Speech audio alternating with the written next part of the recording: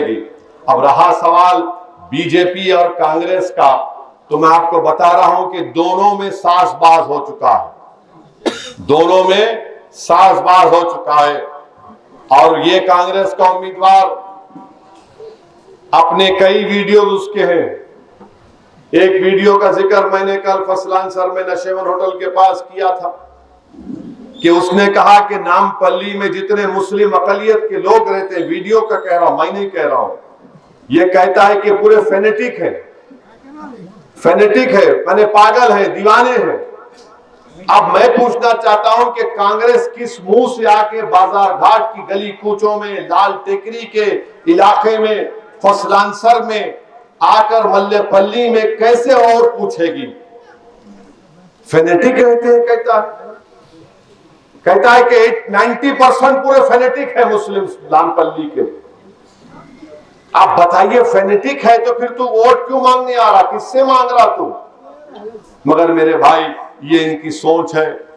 آپ اندازہ لگائیے کہ جن رائے دہندگان کے پاس جا کر ووٹ کا مطالبہ کرنا، ان کو ذلیل و رسوا کرنے کی کوشش کر رہے ہیں. مجھے امید ہے کہ نام پلی کی عوام اس کا جواب اپنے ووٹ سے دے گی اور بتائے گی کہ انشاءاللہ تعالی فینیٹک آپ نہیں ہے، وہ فینیٹک ہے، وہ فینیٹک ہے. اور آپ بتائیے کہ ہر الیکشن جو آنے سے 4-5 مہینے کہ دولے بھائی کی تلوار نکل جاتی، میں آ گیا. آپ کہاں تھے کووڈ میں؟ جب کووڈ میں لوگ پریشان تھے بازار گھاٹ میں، جب لوگ آکسیجن کے لیے سلنڈر کے لیے پریشان تھے، اسپتال میں ایک بیڈ کے لیے پریشان تھے، کہاں تھے کانگریس اور بی جے پی کے لوگ؟ کہاں نظر آ رہے تھے؟ کہیں نظر نہیں آئے. کون نظر آ رہا تھا؟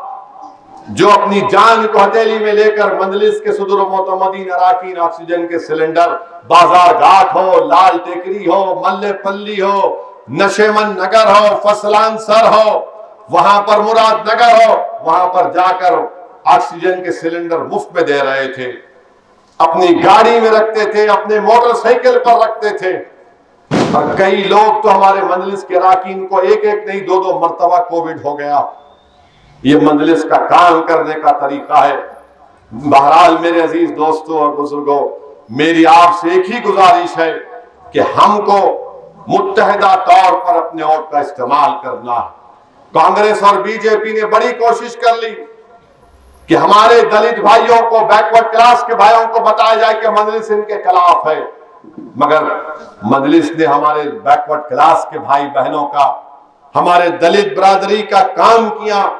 آج وہ بھی مجلس کے کام سے متاثر ہو کر کہہ رہے کہ ہم انشاءاللہ تعالی اس آنے والے الیکشن میں مجلس کو پہلے سے زیادہ تائید کریں گے اور ووٹوں سے مجلس کے امیدوار کو کامیاب کریں گے.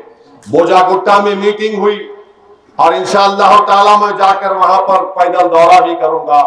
تو بوجا گٹا کی عوام نے بھی یہ کہہ دیا کہ ہم نے کبھی کانگریس کو ووٹ دیا، کئی مرتبہ بی جے پی کو ووٹ دیا، اب اس مرتبہ ہم مجلس کا ساتھ دیں گے اور ہم کو یقین ہے کہ اسد الدین اویسی ہمارا اور مجلس پارٹی ہمارے کام کو حل کروائیں گے.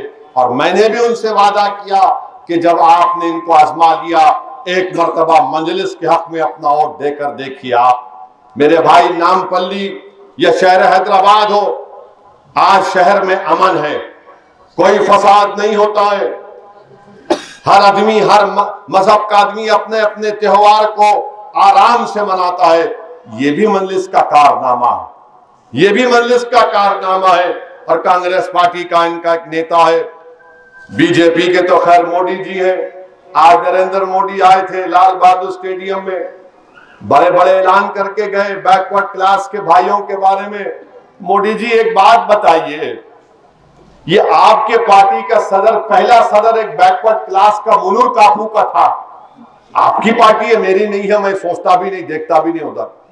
مگر آپ نے منور کاپو کو ہٹا کے ریڈی کو بنا دیا وہاں پر صدر.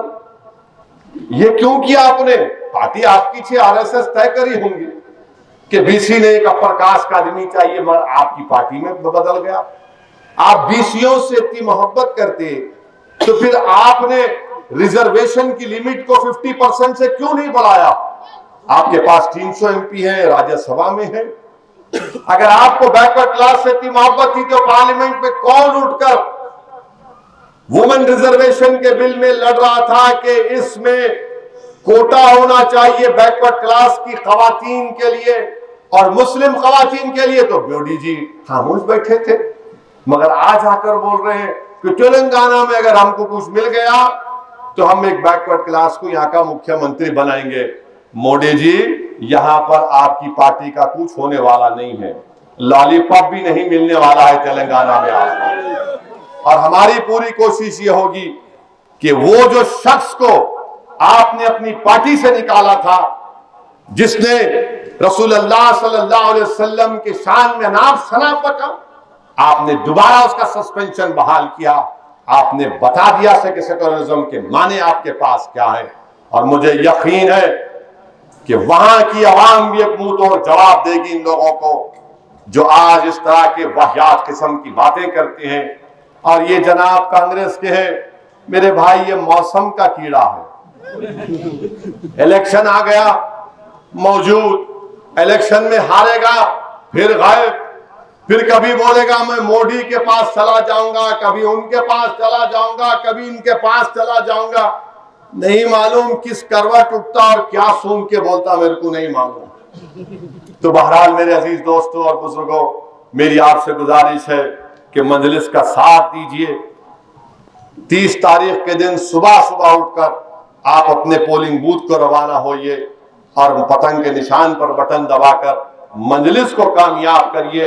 हमारी लड़ाई हमेशा से गरीब और मजलूमों की लड़ाई रही है। हमने कभी भी मजहब के नाम पर यह नहीं देखा कि कौन किस मजहब का समुदाय का है। हमारा काम यह है कि गरीब है, कमजोर है, तो उसको ताकतवर बनाया जाए। तो मेरी आपसे गुजारिश है कि 30 नवंबर के दिन आप तमाम अपना वोट पतंग के निशान पर बटन दबाकर नामपल्ली की तरक्की के लिए, नामपल्ली में भाईचारगी को और मजबूत करने के लिए, नामपल्ली के गरीबों को गवर्नमेंट की स्कीम में और हिस्सा मिलने के लिए मेरी आपसे गुजारिश है कि मजलिस पार्टी को वोट दीजिए। आपका बेहद शुक्रिया कि आप इस रिमझिम बारिश में भी आ गए। अब कांग्रेस वाले परेशान होंगे कि इतनी बारिश में भी आ गए। मोदी जी भी परेशान होंगे कि आखिर है क्या बाजार घाट में। दिल में बसा लिए जमात को। हाँ, दिल में बसा लिए जमात को। अभी यहाँ से आवाज आई, खैर बहरहाल अब दिल में बसा लिए, मगर उनके दिल में हलचल पैदा हो गई अभी कि बारिश में भी बैठे हैं फेनेटिक। इसको बोलते फेनेटिक। ये मजलिस से मोहब्बत है। बहुत बहुत शुक्रिया आपका। अल्लाह सलामत रखे। अस्सलाम वालेकुम व रहमतुल्लाहि व बरकातुहू।